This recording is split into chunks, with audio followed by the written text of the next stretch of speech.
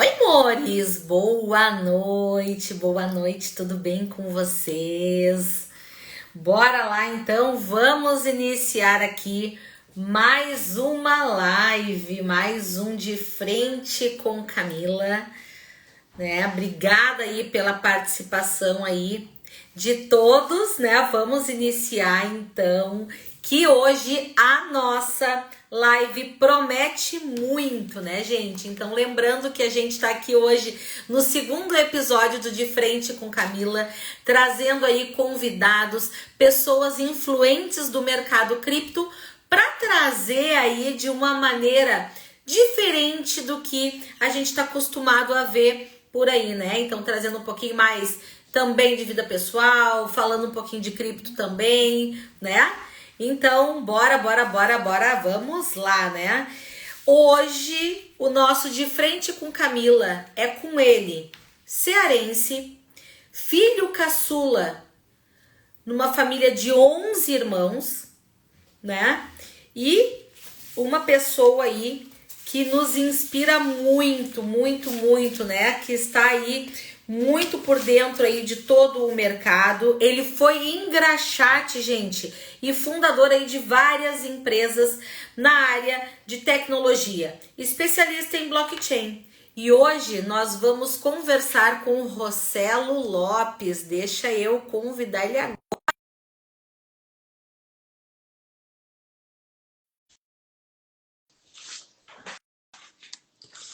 Rossello Lopes, a lenda.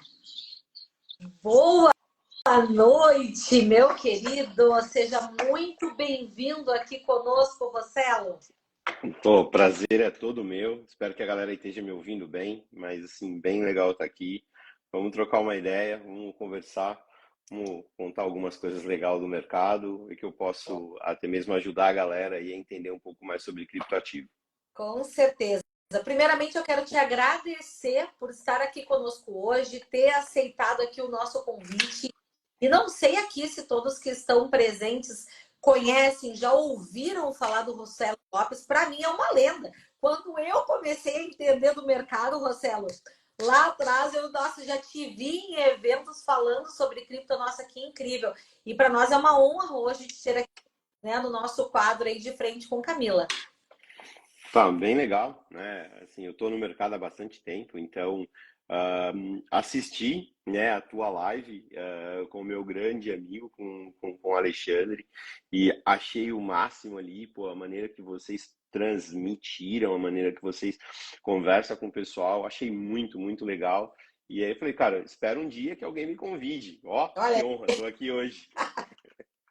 mas com certeza é uma honra, né? Obrigada mesmo aí pelo teu tempo, pela tua disponibilidade, né? Para a gente poder estar aqui falando um pouquinho com o pessoal e estar de frente aqui conosco, até para a gente poder abordar aqui alguns temas que nem sempre são abordados também, né? Rossello, então vamos lá. Estudei também aqui um pouquinho sobre ti para a gente poder trazer aqui alguns temas com as pessoas, né? Com a galera. E queria saber de ti o seguinte: você nasceu no Ceará, em uma família com 11 irmãos, né? Como que foi a tua infância em uma casa tão cheia? E quais as memórias dessa época que mais te marcaram? Bom, primeiro, né, para quem não conhece, o Ceará é um país que fica ali em cima no Brasil, ali na curva, sabe? É um país diferente, né?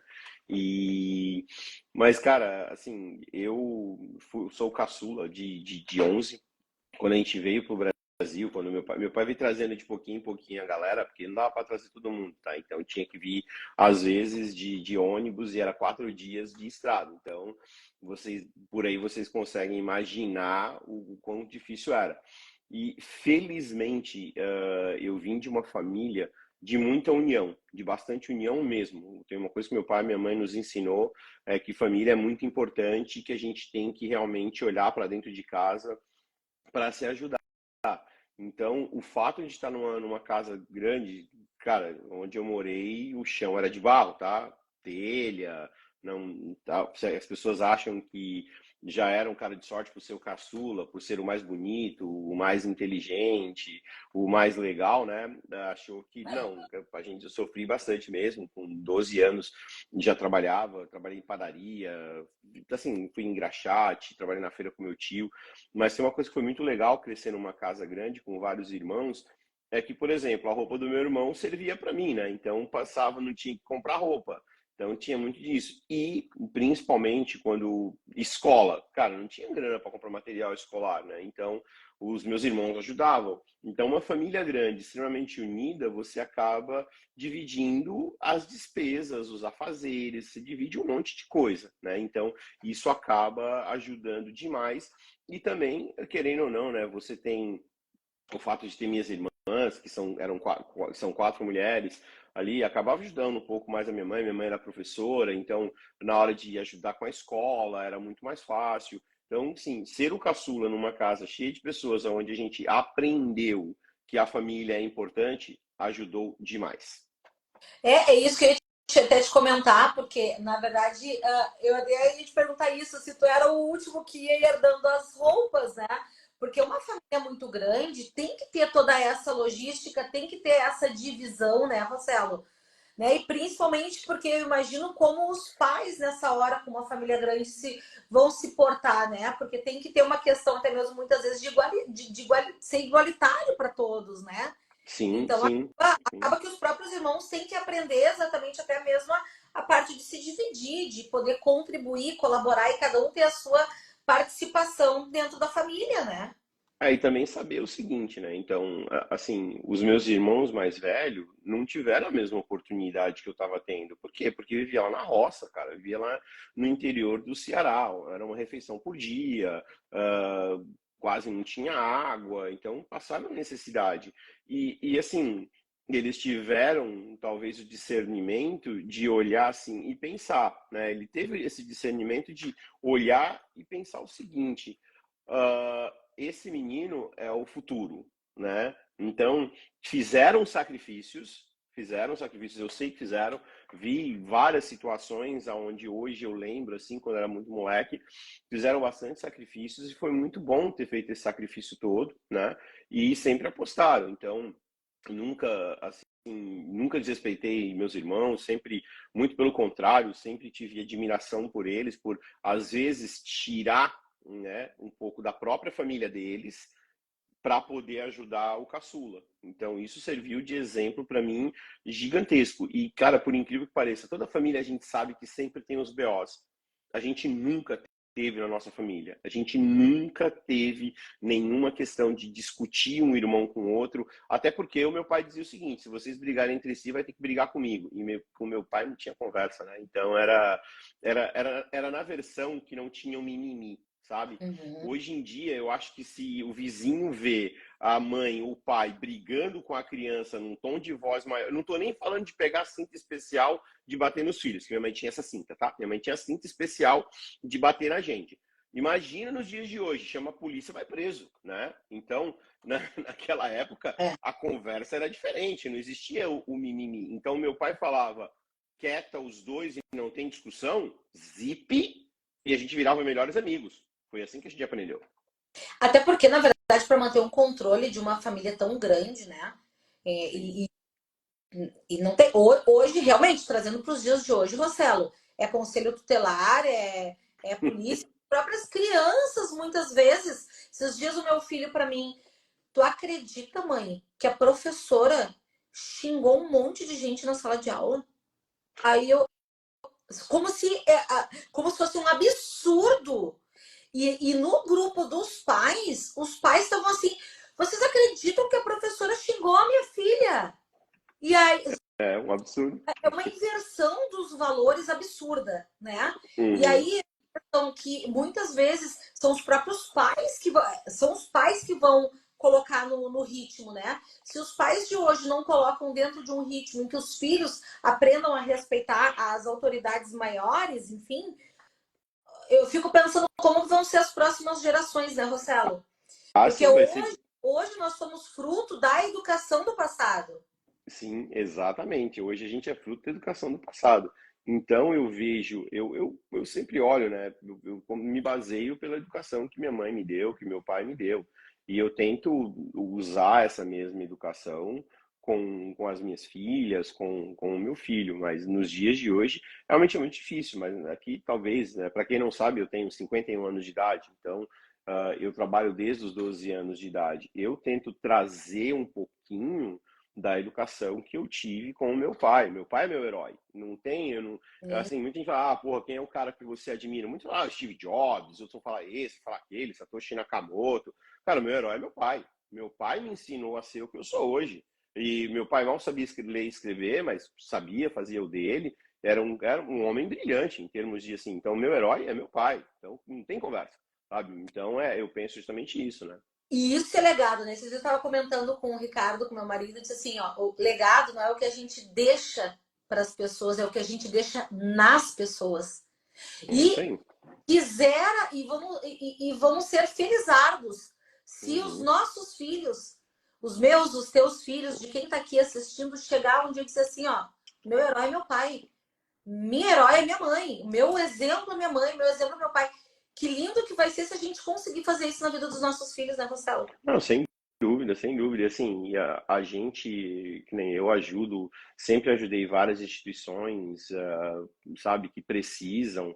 Por exemplo, a gente tem uma bela parceria hoje com o pessoal do Instituto Emuná em São Paulo. A gente doa parte do nosso faturamento diário, parte do nosso faturamento diário em USDT é doado para eles, Olha, sabe? Então, é isso que a gente precisa. Eu, minha vida inteira, sempre aprendi a doar um pouco. Às vezes não é doar dinheiro, às vezes é doar inteligência, às vezes é doar tempo, às vezes é doar ensinamento. Isso a gente também ensina dentro de casa. Então, felizmente, as minhas exatamente. filhas aprenderam isso. O Gustavo, meu filho, a gente sempre também conversa para poder passar isso para frente, né? Então, vai desde da gente entender que os seres humanos, né, precisam, talvez hoje, muito mais ainda de um acompanhamento de perto do pai e da mãe do que antigamente, né? Porque hoje tem um negócio chamado internet e rede social que ao mesmo tempo traz muito conhecimento, isso é muito legal em termos de conhecimento. Antes eu tinha que abrir um livro, cara, eu tinha que ir na biblioteca, eu tinha que alugar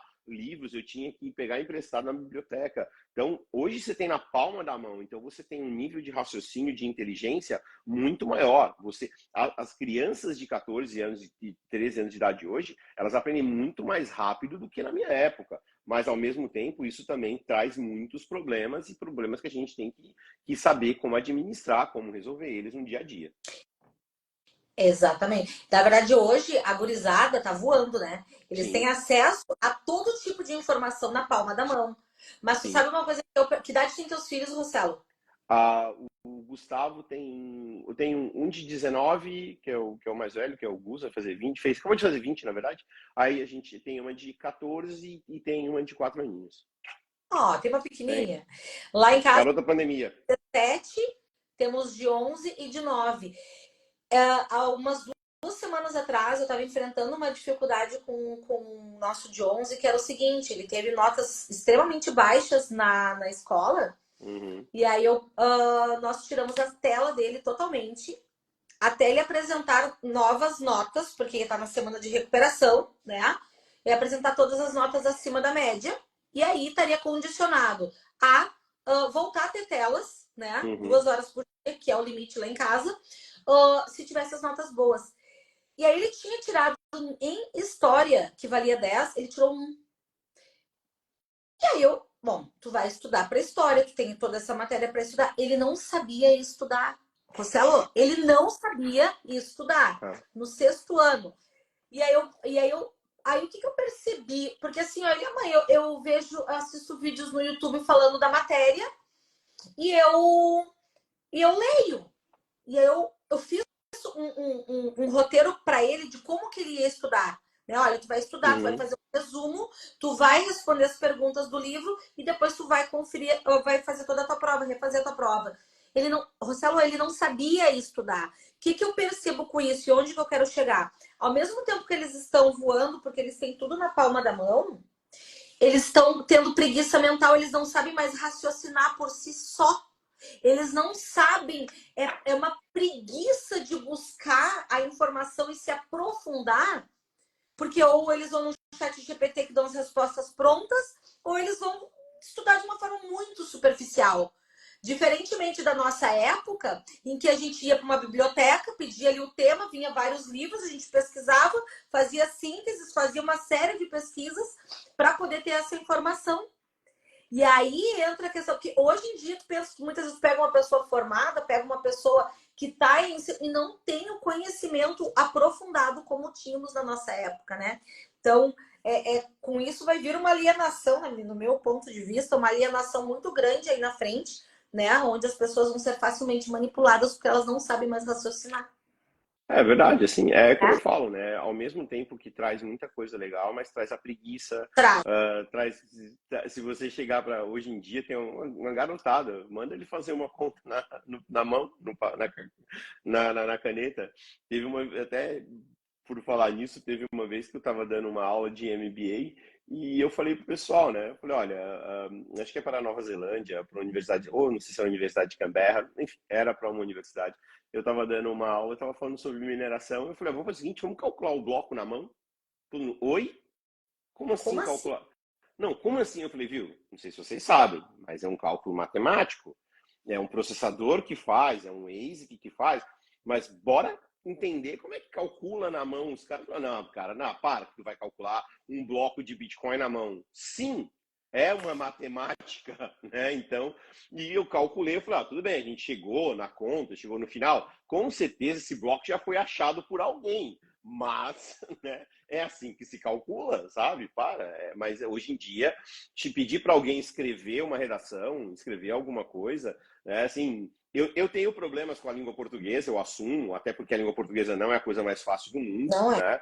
né? Principalmente com S e Z, dois S, C cedilha e mais um outro monte de coisa, né? Mas, pelo menos, a gente tinha uma certa noção. Hoje, você não precisa de corretor, e aí tem inteligência artificial, então, que, né, vamos falar, Camila, você para escrever um post, você diz, quero falar sobre stablecoin, e é isso que eu quero colocar. Isso. 300 palavras ali prontas para você, como se fosse um especialista do negócio escrevendo, né? Então, imagina quando a inteligência artificial realmente tiver dentro dos telefones celulares para valer.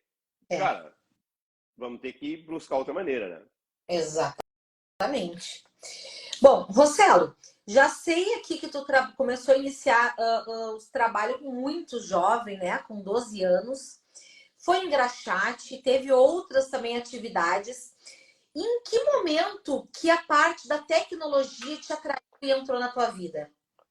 Camila, é muito legal como a tecnologia entrou na minha vida. Eu, quando estava vindo para São Paulo, a gente veio de ônibus, e quando eu cheguei em São Paulo, eu fiquei espantado com a quantidade de luzes que tinha. Eu falei, cara, como é que pode tanta lamparina pendurada em poste? Como é que os caras colocam tanto querosene nesse negócio, né? E realmente aquilo foi o que mais me chamou a atenção. Dito isso, eu fiquei apaixonado para entender da onde vinha tanta luz. E quando eu comecei a olhar e entender da onde vinha tanta luz, né, eu falei, pô, eletricidade, aí fui aprendendo e me apaixonei completamente, completamente, tá? Por isso tudo. E aí, é claro, tive a oportunidade de ir para a escola, mas eu sempre tive a pergunta, o como é, o que é, como que isso acontece. Quando eu vi pela primeira vez na vida uma televisão, aquilo me chocou. Assim, foi um negócio absurdo, né? Assim, como assim, né? E rádio, tudo aquilo me chamava Que muita idade atenção. E tu viu a primeira vez televisão? com 8 anos de idade. Olha aí. Gente, o Rafael aqui disse que não está ouvindo. Quem está ouvindo, digita um, por favor, só para a gente ter uma ideia se é só o Rafa que não está ouvindo, por gentileza. Boa. 8 anos de idade. Foi quando a primeira vez que eu falei, então é isso, né? É isso, né? Então, assim, mas enfim, foi muito, muito, muito, muito, muito importante. Bom, tô ouvindo, tá legal, a galera tá ouvindo. E assim, e dali para frente, aí eu comecei a estudar com, sei lá, 14 anos de idade, eu entrei no Senai, tá? Então, no Senai Torres, em São Paulo. Entrei no Senai, comecei a aprender tecnologia, me apaixonei por tecnologia, já era apaixonado, mas aquilo me chamou muito mais atenção. E comecei a estudar, estudar. Fiz colegial técnico na área de eletrônica, faculdade. E aí eu trabalhei nas maiores empresas de tecnologia do país. Chegou, eu acho que em 1995, o meu salário, eu acho que era o maior salário de desenvolvedor da América Latina. Olha, Era assim, era um negócio absurdo, né? Então, porque eu era realmente muito bom, principalmente em desenvolver protocolos de comunicação criptografado. Naquela época ninguém falava disso, tá? E aí, mais ou menos, quando foi em 2000 e alguma coisinha assim, 2000 e pouco, eu tive uma oportunidade de estudar em Israel, em Tel Aviv. Eu mal falava português, tá? Então não falava inglês, muito menos hebraico. E me chamaram, eu falei, legal, vou para lá para usar telecomunicações numa empresa de lá. E os caras, porque amaram, sabiam que estava desenvolvendo um sistema de comunicação criptografado, né? Porque para mim chamava muita atenção de, pô, peraí, a gente manda e-mail e não tem proteção nenhuma, a gente usa o ICQ e zero proteção. Pô, se eu escrevi alguma coisa que ninguém pode ver, sabe? Então, aquilo me incomodava e eu queria um nível maior de proteção. E aí, é claro, fui estudar. E aí chegou ao ponto de trabalhar, aí fui para Israel, trabalhar com telecomunicações. Trabalhei um bom tempo, fundei a minha empresa lá na África do Sul, que é é a isso que eu te Ox Telecom. tinha fundado a tua primeira Eu empresa. fundei a minha empresa, acho que em 2002 ou 2003, e, cara, eu não parei. Aí daí para frente não parei mais. Passei a realmente vender, e eu fui para a África do Sul porque um cliente de lá disse o seguinte: olha, VoIP na África do Sul não pode. Eu falei, mas VoIP é via internet, né? Não tem como bloquear, não existe, não pode, não tem bloqueio. Na internet não existe bloqueio. Vou repetir de novo: na internet não existe bloqueio, tá? Quem pegou, Então, se a gente pegou. exatamente. Não existe bloqueio na internet. Não dá para, vamos bloquear o Twitter. Vamos Tá, boa pegar aquele sorte. bloco lá que tem aquela transação, vamos bloquear É, ele. boa sorte, colega. Entendeu? Então não dá. É impossível. O único jeito de você bloquear alguma coisa na internet é você desconectar a internet. Pronto. Aí tá bom. Aí você realmente bloqueou. Se você não tiver internet, bloqueou. E quando eu fui para a África do Sul, o cara falou: não, cara, não dá.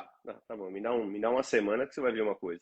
Daí passou uma semana, tava o call center inteiro funcionando, usando voz sobre IP e criptografado e tudo mais. E aquilo realmente me chamou super atenção. Eu ficava entre África, eu ficava na África do Sul, porque eu ficava viajando muito o mundo. Eu conheço mais de 72 países Nossa, e sempre viajando, sempre trabalhando. Eu falei, deixa eu escolher um ponto central, né? Porque, pô, você morar no Brasil, ter que ir para Hong Kong, depois ter que voltar, ir para Costa Rica, para o México, para Colômbia. Cara, então eu tinha que escolher um ponto central, porque era muito complicado, porque eu ficava entre Ásia, o continente, ali, aquele lado do continente e o lado de cá. Então realmente era muito difícil, né? Aí eu escolhi, aí por acidente fui para a África do Sul e, claro, me apaixonei por Cape Town e aí fiquei em Cape Town até 2013, quando eu conheci a criptomoeda. é isso que eu ia te perguntar agora. Como que o Bitcoin surgiu na tua vida, Rossello? Bom, tinha um cliente da África do Sul que ele tinha uma fatura em aberto com a gente, mais de 180 mil dólares, e fazia um tempo já. E ele falou, cara, eu preciso te pagar porque eu tenho vergonha, até porque era meu amigo, muitos anos e tal. E aí o nosso gerente lá, Rossello, pô, o Nick estava mais interessado na comissão do que qualquer outra coisa. Pô, recebe do cara, é um tipo de novo de moeda. Eu cheguei para ele e falei, cara, o que é isso aí, né? Ele falou, não, cara, é o Bitcoin, é uma moeda assim, assim. Eu Isso, falei, irmão, 13? 2013, março de 2013. Aí eu falei assim, brother, kit de quermesse não, cara. Vale coxinha? Não, cara, não, isso aí não vai, velho, não dá. Tá, recebi. Compro o que com isso? Não é nem brother, olha só. PayPal 2.0, valeu, obrigado, não aceito. Me paga em vinho, paga em diamante, paga em alguma coisa, cara. Aí insistiu.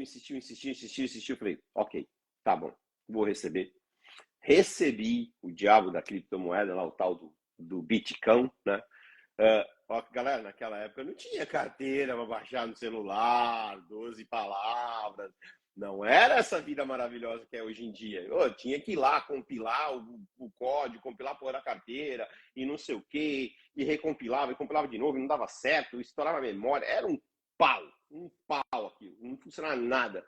Depois tá bom, consegui funcionar, tá, transferiu, pá, pô, chegou, tá aí agora. Faz o que com essa merda, né?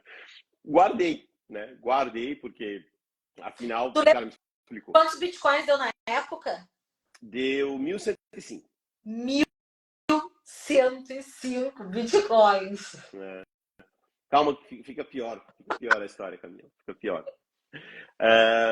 Aí tá bom. Tá, ó, guarda com muito cuidado. Tudo bem, guardar com muito cuidado. Passou ali um bom tempo, tá? Ah, E aí foi em março, isso foi comecinho de março de 2013. Aí eu tava em novembro, tava em Hong Kong, eu acho, e aí, eu tava em Hong Kong, e aí a minha secretária me ligou e falou, chefe, olha só, tem uma empresa aí que compra aquelas moedinhas mágicas lá que você tem guardada. Os caras são de Tóquio, uma tal de Mount Gox e não sei o quê. Arruma um jantar com o cara aí e tal, eu vou lá vender pra ele. Aí cheguei, saí de Hong Kong, fui pra Tóquio, cheguei lá em Tóquio, e aí, né, falei com um sócio do Mark Kepler, o francês, o inglês dele não era lá essas coisas, e aí ele falou para mim no jantar, ele, 1.105, $1.100 por Bitcoin. Aí eu falei, o cara tá querendo passar a perna em mim, velho. Pô, o negócio vale 180 mil, ele quer me pagar 1.105, tá louco, magrão? Aí ele, não, por Bitcoin. Aí na hora eu falei, então para tudo, para. deixa eu só te perguntar. Tu estava conversando, era com o dono da Mt. Gox? Da Mount Gox, isso. Mount... Oh, Uhum. E aí, assim, ele. Tá, eu falei, não, para, como é que é? Me explica o negócio. A parada valia 180 mil. Tá me dizendo que vale mais de 1 milhão agora? Aí ele, não, então eu vou comprar mais. Não vou vender. aí tu não Um negócio. vendeu. Óbvio que não. Como é que você vai. Olha só, você tem um diamante que valia 180 mil. Vale 1 milhão. Se ele vai crescer de preço, não vou vender, quero comprar mais. Ele tinha, sei lá, eu comprei mais $12.000 lá com ele para aprender como é que fazia trade. Inclusive, ficou na plataforma os 12 mil, os 12 mil dólares, os 12 bitcoins no total, ali quase 12 bitcoins. Eu acho que, inclusive, acho que vou começar, acho que esse mês eu recebo esses bitcoins, eu não sei quando aí, que é o acordo lá. Estão se organizando para pagar, né? Um dia eu vou receber, né? E aí ele falou, não, mas você sabia que você não precisa comprar. Você pode minerar. Eu, oi? Mas não, como é que você vai minerar? O negócio não é real, né? Não é algo que você pega, você não tira de algum lugar. Aí ele, não, é com assim, é com assado, é com isso, com aquilo. Mas explicou por alto, né? Aí eu fui olhar para ver como é que era. Legal, pô, liguei, coloquei lá para minerar e tal no meu computador. Falei, como é que minerar? Não tem placa de vídeo potente? Aí fui pesquisar na internet sobre Bitcoin, Satoshi Nakamoto. Lembre-se que eu conheço muito de tecnologia, conheço muito de criptografia, tá? Aí saí de lá, fui direto para a primeira La BitConf em Buenos Aires. Cheguei lá com um propósito, falar com o Satoshi Nakamoto, porque o código tinha sido muito mal escrito. 10 minutos de bloco? Não. 1 mega para poder... Não, tá louco. Nos dias de hoje, bicho, código mal feito, poderia ser melhorado. Fui com esse intuito para falar com o Satoshi Nakamoto para dar pitaco no código do cara. Olha a prepotência do magrão, né? Vamos combinar. Cheguei na LabitConf, é óbvio que paguei um puta do mico do cacete, né? Cadê o Satoshi Nakamoto? Aí os caras, assim? Viu? Você não é especial, tá? Ninguém falou com o Satoshi Nakamoto, não é você que vai falar com o Satoshi Nakamoto, coleguinha. Esquece, né? Esquece, não é você. Eu ia falar, naquele momento, Camila, caiu a ficha. Por quê? Quando me falaram que Satoshi Nakamoto era, né, ninguém, ou sei lá quem pudesse ser na época, né? Aí eu fui entender e eu falei, agora funciona. Não tem uma pessoa para pôr a arma na cabeça e falar, me dá o código, ou muda isso, ou todo mundo sabe quem é o Vitalik, todo mundo sabe quem é o que aconteceu com o rapazinho do Telegram, todo mundo sabe quem é todo mundo nos dias de hoje, entendeu? Então, não dá para você bater de frente mais, não tem como, né? Satoshi, quem que vai bater em Satoshi? Imagina o excelentíssimo senhor Alexandre de Moraes falando assim pro Satoshi, viu? bloqueia as carteiras aí de tal e tal e tal e tal. Não dá? Não tem como, né? Ah, então vamos tornar o Bitcoin ilegal. Tá bom? Cocaína é ilegal e tem uma galera que cheira, velho. Então, tem um monte de coisa ilegal e não tem jeito. Se algo que é físico já é difícil, imagina algo virtual. Ali caiu a ficha para mim. Falei, aí pronto, isso vai dar certo por causa disso. Aí eu fui estudar, aí, pô, fui para a China, meu primeiro pedido foram 5.000 placas de vídeo lá na Safari, lá em Taiwan. Montei a maior mineradora em 2014, montei a maior mineradora de criptomoeda em nível industrial da América Latina, em Cidade do Leste, no Paraguai. Em Cidade do Leste, no Paraguai. Em 2014, já ali tá o pau comendo, a gente montando, fui para Cidade do Leste e tudo mais. Enfim, ali eu entendi. Quando foi mais ou menos lá em 2015, 2016, aí eu pensei, tá bom, agora a gente gera Bitcoin, mas faz o que com isso? Né? E aí, o pessoal da Foxbit estava começando, o pessoal da Bitfinex já estava também começando, e eu fiquei, Bitfinex, Foxbit, Bitfinex, Foxbit. Ah, vamos na Foxbit. Fui falar com os meninos da Foxbit e tudo mais. Aí fui sócio deles, fui investidor anjo deles, mas eu queria entender como é que funcionava o mercado. Como é que eu vendo daqui e compro ali? Aí na época tinha o André do mercado, o Rodrigo Batista do mercado Bitcoin, grande brotherzão, chapa, o André da Bitcoin to You, aí tinha o Canhado, o Guto, o pessoal ali da Foxbit, todo mundo buscando seu lugar ao sol. E o Rossello morrendo de vontade de entender como é que o mercado funcionava. Cara, eu comprava Bitcoin a um preço no mercado Bitcoin e vendia mais barato na Foxbit, só para gerar mercado. Aí pegava esse mesmo Bitcoin, vendia na Bitcoin to You. Aí já tinha, sei lá, 10 Bitcoins minerados lá na mineradora, mandava para a plataforma e ficava fazendo esses trading, perdendo ou ganhando, mas eu queria fazer para aprender, para entender o que o mercado ia fazer.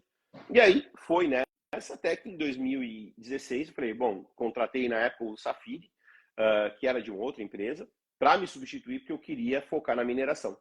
E aí fui focar na mineração e também, ao mesmo tempo, falei, bom, agora eu preciso desenvolver algo que atenda ao mercado, uma carteira melhor. Algo que o usuário possa pegar a sua criptomoeda, pagar uma conta de luz, pagar uma conta de água, pagar isso, pagar aquilo. E aí, ali, na época, eu fundei a CoinBR, que foi realmente a primeira da empresa mesmo que eu fundei ali para a área de criptomoeda. E desde então, estou aí e passei por vários outros lugares. Eu lembro de ti, na época, eu lembro de ter visto, inclusive, vídeos seus na época da mineradora, quando eu conheci mesmo, que eu comecei a entender do mercado, foi em 2017. Eu não sei se tu ainda tinha mineradoras em 2017. Tinha. Eu lembro de vídeos seus, e aí lembro da CoinBR e a Coin Paraguai também não era tua? CoinP, isso, CoinPy. Isso. Não existe mais hoje, né? A CoinP, a gente em 2019, em 2017, a gente teve um puta boom no mercado, né? E o fato, na época, aconteceu até o sequestro da minha esposa, porque eu estava em todas as mídias, em todos os lugares, e aí sequestraram a minha esposa e os caras falaram, você fabrica dinheiro, irmão. A gente já comprou criptomoeda com você. Então, os caras sabiam tudo, né, de mim. E aí, deu tudo certo, né? 4 dias depois a Renata voltou para casa, tudo legal, mas isso ficou ali marcado. Então, em 2017, eu falei, preciso vender isso, cara, preciso sair disso.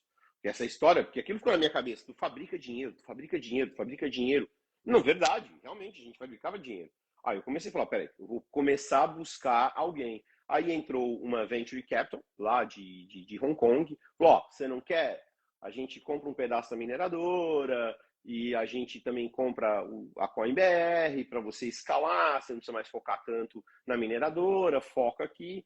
E aí foi meu primeiro erro. Ali eu falo para todo mundo, vendi a minha alma pro diabo mesmo. Ali eu cometi um erro de ter aceitado uma oferta como essa, né? Porque a CoinBR deixou de ser uma carteira de autocustódia e prestação de serviço para ser um serviço de custódia. E aí isso deu uma merda fodida. Aí tudo bem, em 2019 a gente concluiu a venda completa da mineradora. Então em 2019 eu pulei fora completamente da mineradora, o que foi um alívio por certo lado, né? Porque agora eu não estava mais envolvido e a gente vendeu toda a mineradora, tá?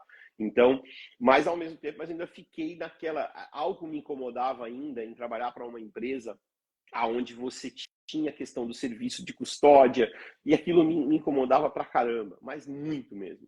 Até que aí chegou uma hora que não deu mais, eu falei, ó, chega, tchau, hasta la vista, tô saindo fora. Aí foi uma briga feia para eu poder sair do negócio, saí, em definitivo, né? E aí tinha que cumprir o contrato até 2022. Então, durante um período, eu não podia trabalhar para ninguém, eu tinha que ficar zip, quietinho. E realmente fiquei. Foi justamente perto da pandemia. Aí, pô, e aí tinha já uma recém-nascida, então eu pude ser pai mesmo, né? Pude planejar tudo que a gente tá vivendo agora. E aí, quando foi em 2021, na LabitConf em El Salvador, aquele momento mágico, quando o Nayib Bukele notificou sobre o país aceitar Bitcoin, sobre Bitcoin City e mais um montão de coisa, e lançaram hoje o Plan B em El Salvador em janeiro do ano que vem.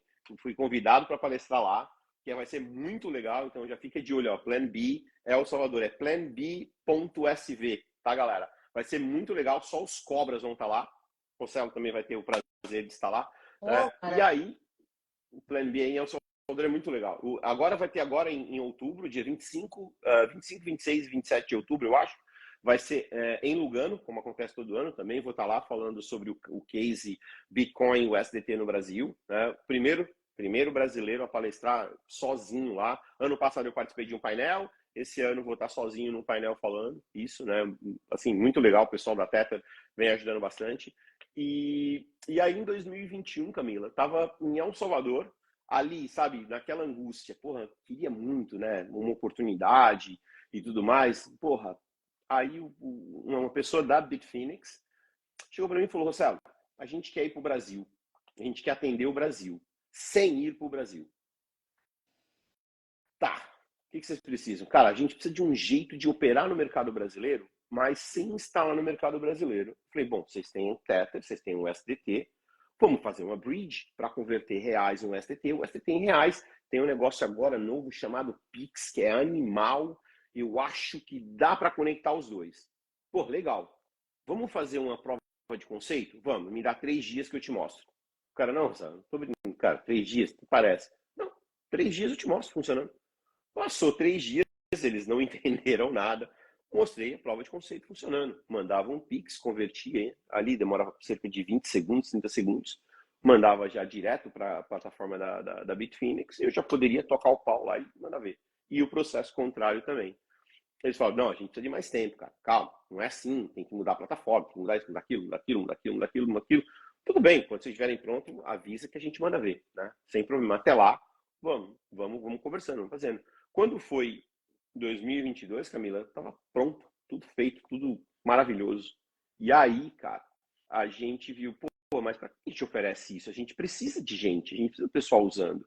A gente começou a procurar carteira, começar a procurar parceiros que pudessem usar essa tecnologia de mandar real, receber o STT, mandar o STT, receber real. E essa parceria era diretamente com a Tether. E a gente falou, então tá bom, vamos buscar parceiros que queiram utilizar essa tecnologia, porque não é o nosso negócio. Então, hoje a tecnologia está disponível para qualquer um. A gente pode entregar a tecnologia para qualquer um. Né? Então, é algo que a gente realmente pensou lá atrás e foi o que a gente foi buscar. E aí, chegou um determinado momento que as carteiras não estavam prontas para a nossa tecnologia. Isso já aqui, 2022 para 2023. Não estava preparado para a nossa tecnologia. O que a gente fez? Porque a gente não podia oferecer para uma corretora, por causa da Bitfinex. A gente tem um acordo com a Bitfinex. Então, não podia oferecer para qualquer um outro. Vamos oferecer para carteira, né? A gente também não quer competir no mercado nacional. Vamos fazer a nossa mesa OTC porque a gente tem parceria com a Tether. Também não pode. A gente não pode fazer isso, né? Então, pô, legal. Pessoas como a Camila, que faz isso no dia a dia, sensacional. O usuário pode usar a nossa tecnologia? Baixa a carteira, está lá disponível. Mas é que eu transaciono muito, então você não vai ser meu cliente. Você não pode ser meu cliente, porque eu não quero você como meu cliente, porque é limitado. Então, existem algumas coisas que a gente segura, que a gente não pode fazer, né? E aí tinha a questão da carteira. E a carteira para nós era o quê? Como a gente faz uma carteira fácil, simples, eficiente e que não precise de um negócio chamado gas, que é a maior desgraça do mercado, né? E aí a gente realmente fez a carteira e hoje o nosso foco é em o quê? Uma API para atender empresas que precisam da troca real USDT. Galera, olha só, nosso preço é caro, tá? Quer comprar o USDT, compra com a Camila, que é mais barato que nós, beleza? Então, Eu já aviso para todo mundo, viu, não dá para baixar um percentual. Não, não dá, velho. Não dá para baixar, a gente não baixa. Por quê? Porque o nosso negócio não é ali, assim, deixar o mercado, sabe, uma guerra no mercado. Tem as corretoras, tem os caras de P2P, tem os caras de OTC, velho. Vai nesses caras, entendeu? Vai atrás da Camila. Liga pra Camila 2 horas da manhã para comprar o STT, entendeu? Então, a Duas horas gente... da manhã não, Rosel. 2 horas da manhã não. Não, Aí né? 24 horas, mas às 9 já. Tá, Às 9 tá. da manhã dá. Agora então, às 9 da manhã. Então a gente focou realmente em fazer uma carteira muito boa, que esse é o nosso foco. O nosso foco hoje é, a gente atende 2 mercados. O mercado que é aquela empresa que quer atender o Brasil, tá? E precisa da conversão real USDT ou USDT real. Esse é um grupo. E por isso que a gente é caro, porque a gente é rápido, eficiente e é o único no mercado. E depois a carteira. Olha a carteira de criptomoedas, quer usar Camila, se quer usar o João, se você quer usar o Manuel, o que você quiser. Aí você manda o seu SDT para lá. Qual o legal? Eu quero pagar o cafezinho no mercado. Show.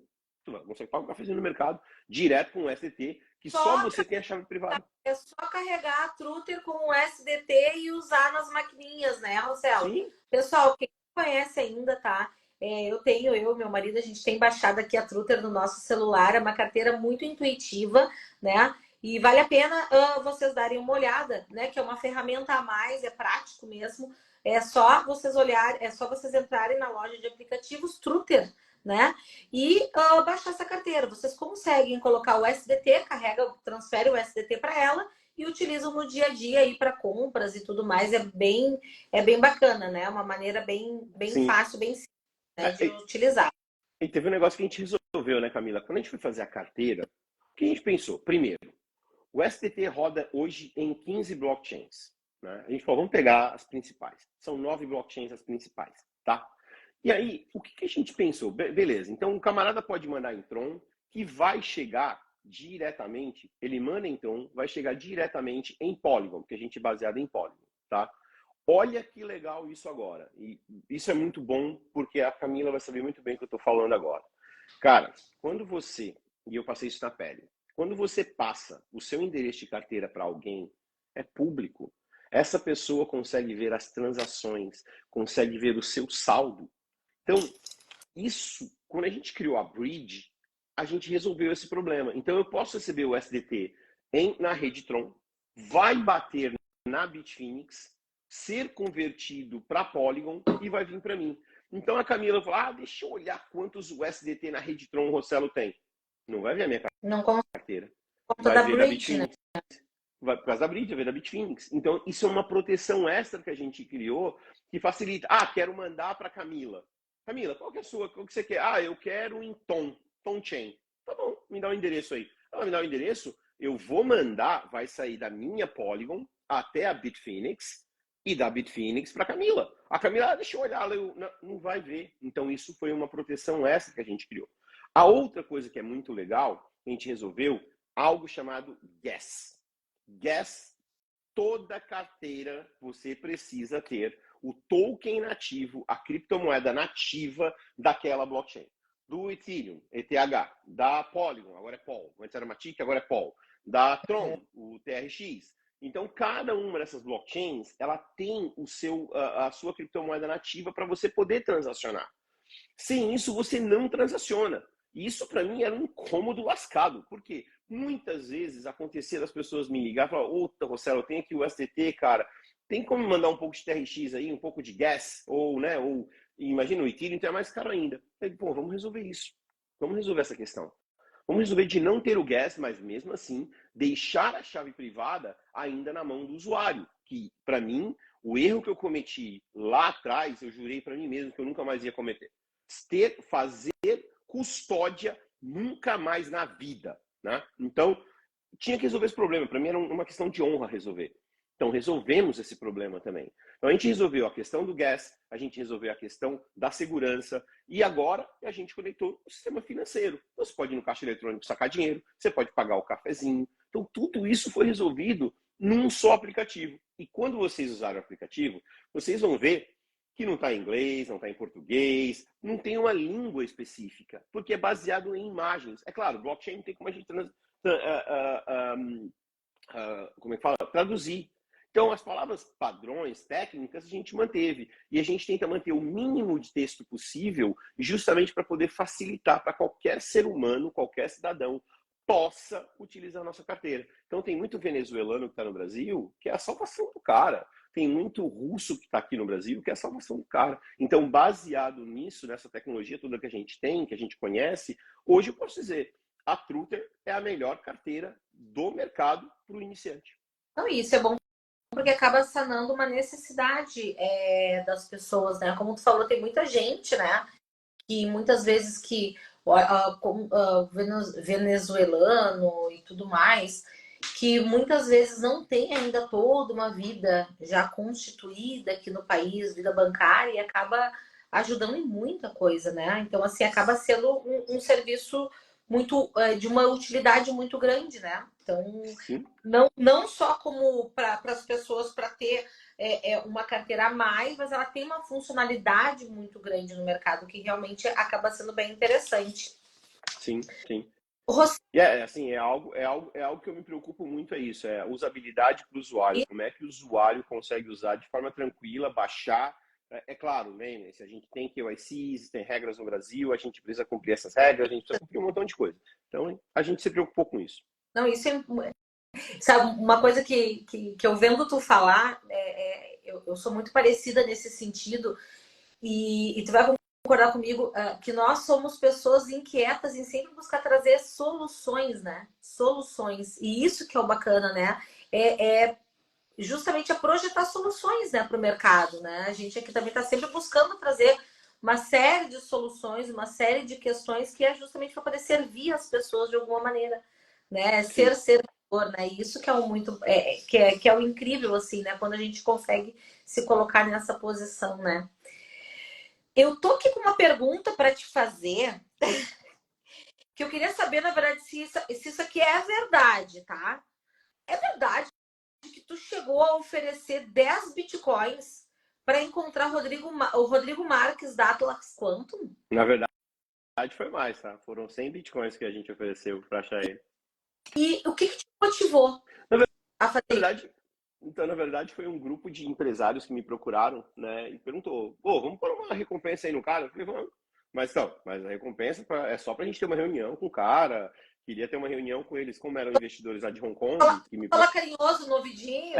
Era uma conversa amigável só, né? E aí eles falaram, olha, pode, a gente se junta aí, cada um dá 10 e a gente junta todo mundo e vamos ver, né? Eu falei, tá bom. Fui lá, fui no jornal mesmo, falei, ó, tá aí, ó, tem 100 bitcoins para quem conseguir uma reunião com o Rodrigo Marques, lá em Hong Kong, a gente paga passagem aérea, se ele quiser levar advogado, segurança, quem ele quiser, se ele quiser fazer, mas tem que ser dentro do escritório lá dos camaradas de Hong Kong, total garantia de que ele não vai sair daqui numa mala, que ele não vai sair daqui em pedacinhos, tinha todo, né, ninguém vai fazer maldade para ninguém, eles só querem ouvir do Rodrigo. Você olha, vamos pagar, não vou pagar, isso e aquilo outro, mas ele nunca topou. Então, É isso que eu te perguntar, não rolou isso, não rolou. não rolou. Teve gente que falou, não, vocês vão matar o cara. Eu falei, tá louco, rapaz? Você acha que é na mídia falar um negócio dele pro cara sumir amanhã?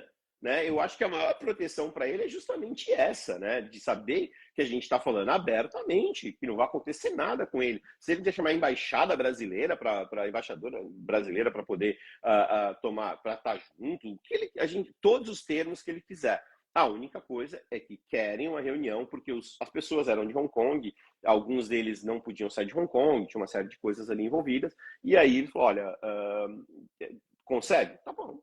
10 bitcoins, 10 pessoas, tá tranquilo, beleza, dá 100. Mas não, ele não topou. Não topou.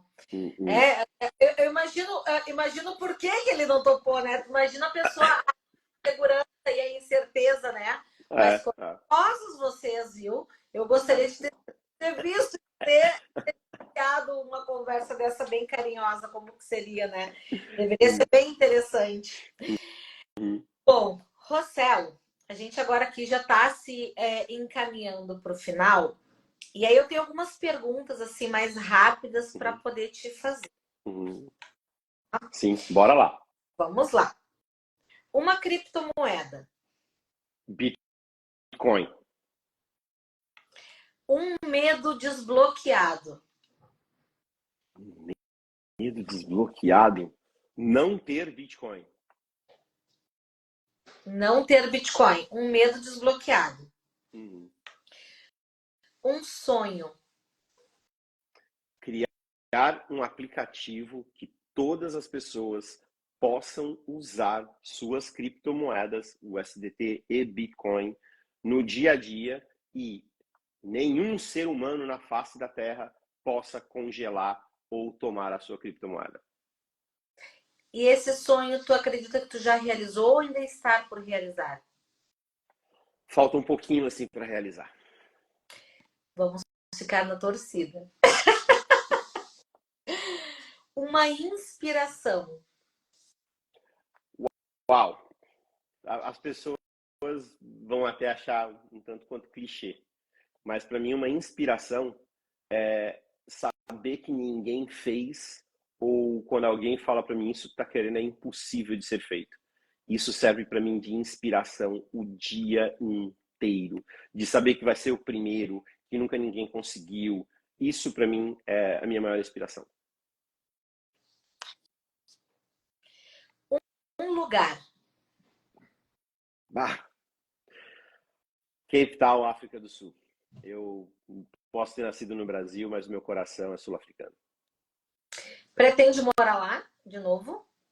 Sem dúvida, pode ter certeza. Eu acho que quando eu me aposentar, sei lá, com meus 80, 90 anos de idade, é para lá que eu vou, já tem até o nome da cidade que eu vou, então é lá. Um dia eu volto com certeza absoluta.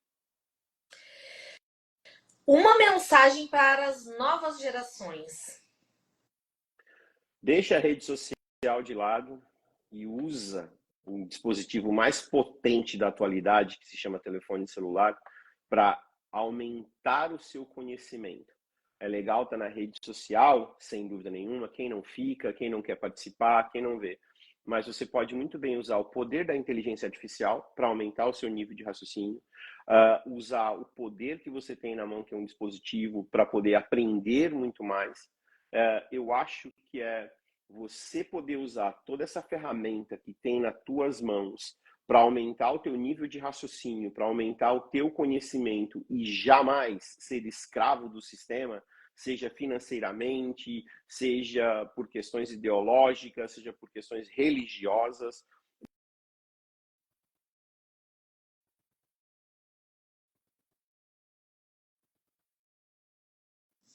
Pressionar o coleguinha, não para tem coisas muito legais para inteligência artificial, blockchain e a telefonia celular é o futuro. Rossello Lopes por Rossello Lopes. É o cara mais difícil da face da Terra de lidar. Eu sei que eu sou extremamente difícil, eu tenho assim um humor que flutua às vezes, quem trabalha comigo às vezes deve ver isso, mas tem uma coisa em mim que felizmente eu aprendi, eu descobri coisas que é muito legal que eu não tinha, depois de um bom tempo eu passei e assisti umas aulas de um cara chamado Fernando Reis, e que é muito legal, que ele tem um negócio chamado Bioenergetic Medicine, que é muito legal, e aquilo me ensinou o seguinte: eu é que tenho a condição e o poder de fazer aquilo que eu bem entender. Então, para mim, quando eu vejo alguma coisa que as pessoas estão falando é difícil, eu paro, medito 1 hora por dia, todos os dias, e quando eu quero fazer uma coisa, eu olho na frente do espelho e digo para mim mesmo: você vai conseguir, porque você tem a solução.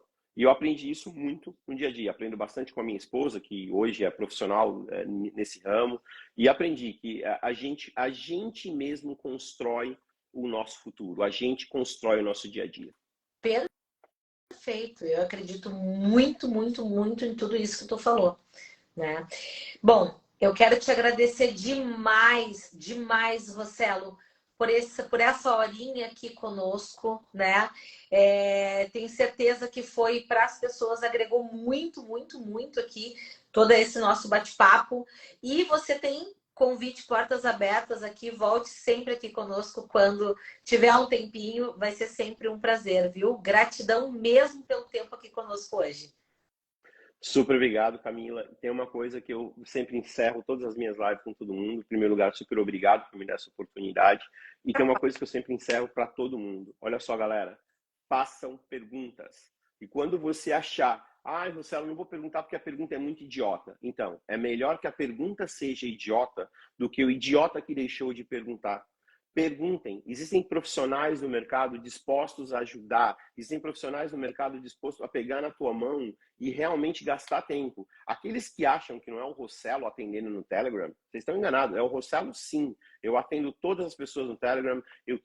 Para mim, a melhor coisa do mundo é saber se o usuário da nossa carteira está sendo bem atendido, se é legal o que ele está fazendo. E eu não vou tratar o cara de R$ 10 diferente do cara de 10 mil USDT. Para mim, todos eles são iguais. Então, galera, o recado que eu dou, perguntem.